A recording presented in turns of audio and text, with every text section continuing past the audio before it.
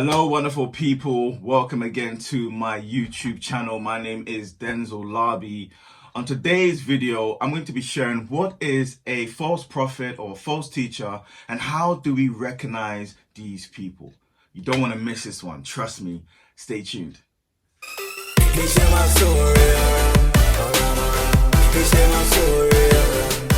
God has always chosen to use people to speak his truth to others. This is one of the ways that God speaks to us today, through other people that he calls. And throughout the Old Testament, we see that God is raising up different people to be his mouthpiece, to speak his truth to others. And these people are commanded to speak only what God has told them to speak. No matter how unpopular the message was or how crazy the message was, their duty was to be God's mouthpiece. But something important we need to know about all the prophets that God chose and God raised up is that they always spoke God's truth and their prophecies always came to pass. And this is how you knew that they were true prophets, because they heard from God, who is a God who speaks truth, and then they communicated God's truth to his people. Their prophecies always came to pass. But as well as there being true prophets of God, there were also false prophets. And these were people that God never chose. God never gave them a message, but they still claimed to have a direct message from God. And in Jeremiah chapter 14 verses 14, we see a really good example where Jeremiah, who was a true prophet of God, was given a message for the people. And to be honest, the message was quite harsh from God about their disobedience and the punishment that was going to come their way. But then there were other prophets who decided to have their own messages, claiming that these messages were from God and therefore splitting the people of Israel. And this is what we hear in Jeremiah chapter 14 verses 14. It says, "The prophets are prophesying lies in my name. I did not send them, nor did I command them or speak to them. They are prophesying to you a lying vision, worthless divination, and deceit of their own words." In the New Testament, Jesus spoke a lot about false prophets. And in Matthew chapter 7 verses 15, he's warning the people, saying, "Beware of false prophets who come to you in sheep's clothing, but inwardly are wolves." Jesus speaks a lot about false prophets who have gone into the world, who are preaching and teaching things that are contrary to what he is teaching. And Jesus is the truth. It makes sense why in 1 John chapter 4 verses 1, the writer John says, "Beloved," speaking to the church, "do not believe every spirit, but test the spirit to see whether they are from God. For many false prophets have gone out into the world." So we need to recognize as Christians that there are false prophets, there are false teachers who are in our worlds today and sometimes have big platforms and have big followings that we need to recognize. But to be honest, it's not too hard to recognize a false prophet. The Bible makes it clear what these false prophets look like. So today I want to give us some simple tips on how to recognize some false prophets and false teachers. The first tip is this.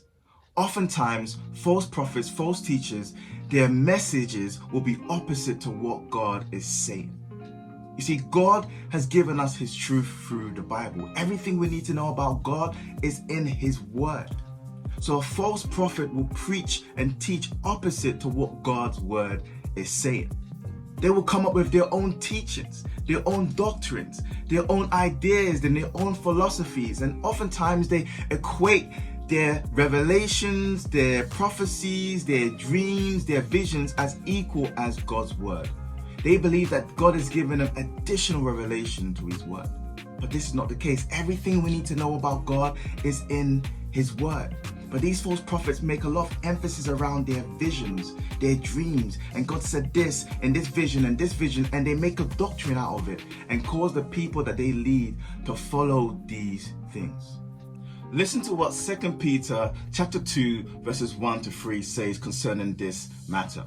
"But false prophets also arose among the people, just as there will be false teachers among you, who will secretly bring in destructive heresies, even denying the master who brought them, bringing up themselves swift judgment." A false prophet will always teach what is contrary to God's word. They will bring up their own doctrines, their own philosophies, their own look in life, and say these are the truths of God, when it's actually not. And again, they will bring a lot of emphasis around their revelation. I have got this revelation, I had this dream, I had this insight, I had this vision, and equate it as equal as God's word. The second tip is this: their prophecies don't come to pass. There are some people who use demonic powers to be able to predict the future. We see this all through the Bible. There are other people who could predict the future. We see a particular situation with King Saul when he wanted to consult God, and he went to mediums to try and hear what God was saying. But normally, false prophets, their prophecies don't come to pass. Why? Because they are false and they've never received a message from God. It's just their own ideas, their own predictions.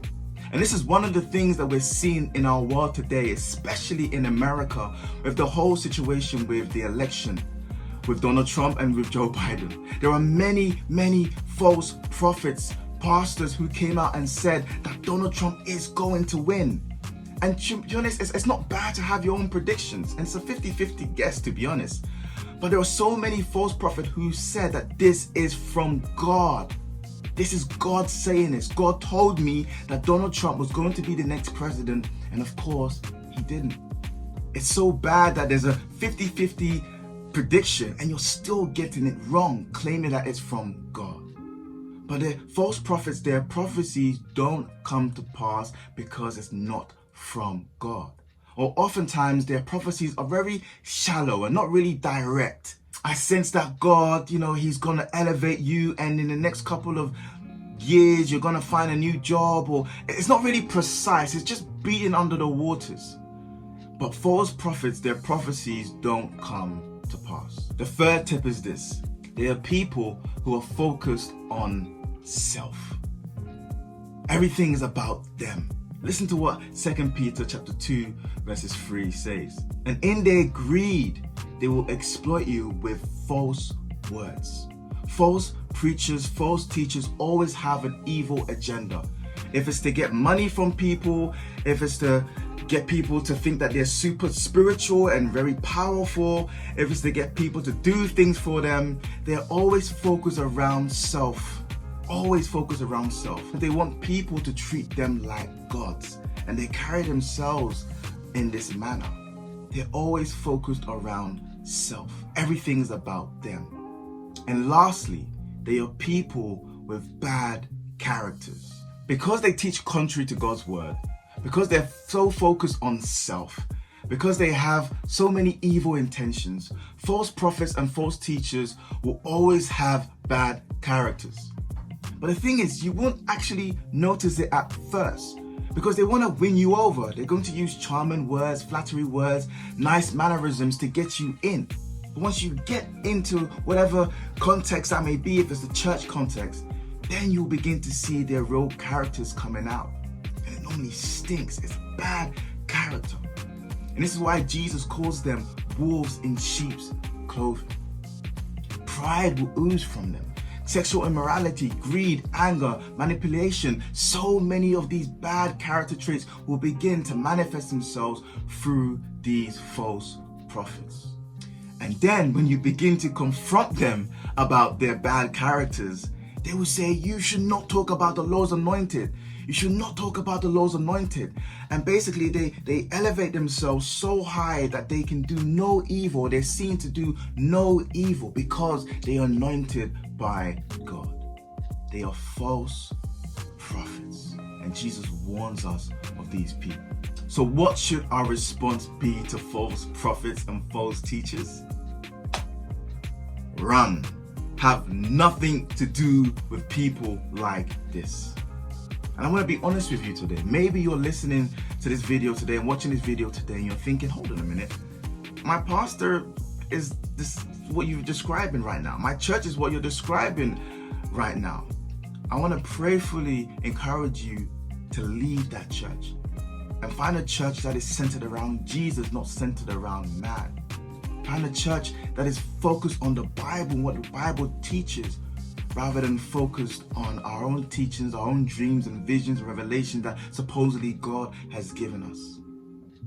Find a church with ministers and pastors who have good characters, who are godly men, who love Jesus and seek to please Him in the way that they live their lives. Don't get me wrong, I believe God gives prophecies. I believe God gives visions. I believe God gives dreams. But I know that not all prophecies and not all dreams, not all visions are from God and are true. I hope you found this video helpful. I think I may be sharing in the future, or maybe even my next video, of my experiences with false preachers and false teachers that I think you might find helpful. We're living in a time right now where God's truth is so important for us to grasp. Anything that is contrary to that, anything that is opposite to that, we should also be against as well. There are false teachers in our world, and we need to be aware of these people. Have a brilliant week, and hopefully see you next time. Don't forget to like and subscribe and share this to anyone you feel will be helpful to. God bless.